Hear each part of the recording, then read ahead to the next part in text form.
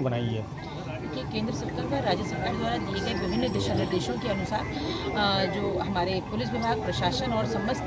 संबंधित जो stake holders हैं उनके साथ सभी संस्थाओं में मॉक ड्रिल का आयोजन किया जा रहा है। इसमें बेसिक शिक्षा, माध्यमिक शिक्षा के साथ उच्च शिक्षा से संबंधित जो संस्थान है वहाँ छात्रों को इस तरह की मॉक ड्रिल की ट्रेनिंग दी जा रही है। पुलिस लाइन में जो हमारे प्रशासन के विभिन्न काउंटर पार्ट हैं, चिकित्सा,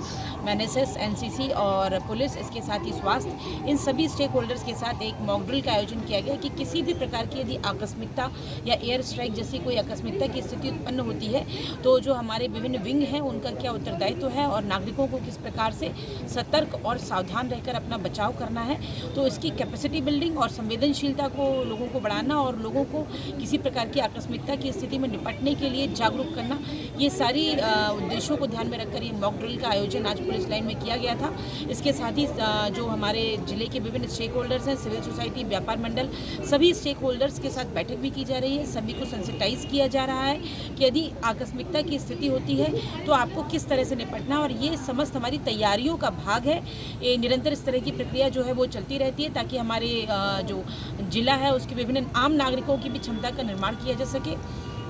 मैम, एक चीज़ ये था कि आप लोगों ने स्कूल में भी कैंप किया था, गई थी वहाँ पे भी कुछ विजुअल्स आए। दूसरा ये बताया जा रहा है कि सेकंड प्रायोरिटी में एनसीसी के कैडर्स को भी, बच्चों को भी रखा गया है कि प्रशासन के सहयोग के लिए अगर कहीं ऐसी कोई सिचुएशन आती, ज़रूरत आती है तो एनसीसी कैडर के बच्चों को ट्रेंड किया जा रहा है। देखिए,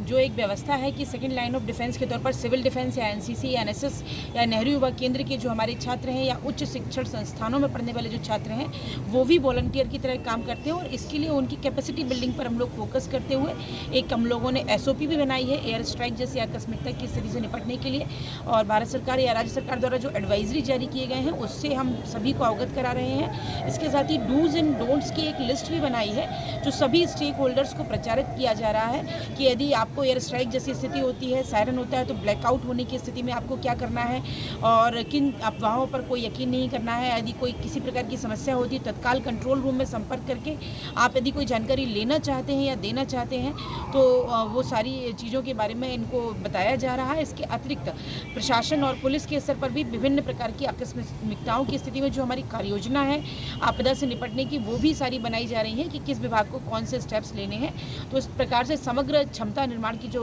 गतिविधि है वो की जा रही है। Thank you ma'am.